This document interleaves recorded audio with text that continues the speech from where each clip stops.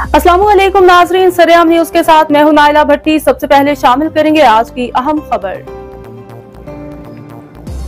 Daulatnagar report. Amjad Chaudhary से इलाका की मुमताज सियासी व समाजी कारोबारी शख्सियत चौधरी बरादरान के करीबी साथी चेयरमैन चौधरी मोहम्मद अमजद महर ठमक की MPA चौधरी अब्दुल्ला यूसुफ से चीफ मिनिस्टर हाउस लाहौर में अहम मुलाकात। MPA चौधरी अब्दुल्ला यूसुफ की तरफ से चेयरमैन चौधरी मोहम्मद अमजद ठुमका और उनके वफ्द के एजाज़ में पुरतकल्लुफ़ ग्रैंड ज़ोहराना का अहतमाम किया गया।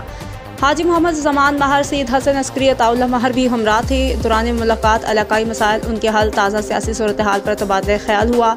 चौधरी अब्दुल्ला यूसुफ ने चौधरी MPA मोहम्मद अमजद महर ठुमका की पार्टी, सियासी व समाजी खदमात को सराहते हुए कहा कि हमारे मुखलिस, जानिसार, वफाशियार, बातमाद साथी हैं।